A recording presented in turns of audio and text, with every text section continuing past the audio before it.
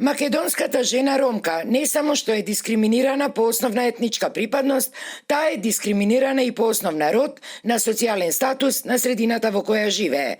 Кај нас и во 21 век, жената ромка се уште е изложена на повеќекратна континуирана интерсекцијска дискриминација која води до комплетно исклучување на ромките од нашето општество, велат од канцеларијата при UNDP задолжена за оваа проблематика.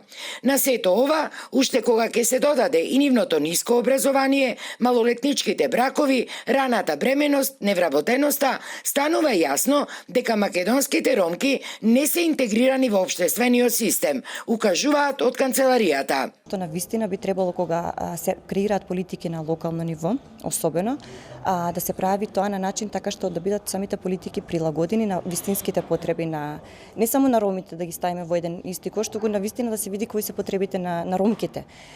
А тоа се прави така што ќе ги прашате нив. Значи најдобро е да отидете на терен, да прашате кои им се нивните потреби и да го вклучите тоа во локалното програмирање и буџетирање. При вакви не баш поволни општествени состојби, некако висчекор напред е тоа што ромките се повеќе се охрабруваат јавно да говорат, но и да побараат помош за надминување на својата маргинализирана положба. Ромките се повеќе изложени и девојчињата и возрастните жени се повеќе изложени на насилство и на ризик од трговија со луѓе. Мислам дека не е проблем да ги кажат проблемите јавно, меѓутоа некој треба да ги праша и да ги слушне.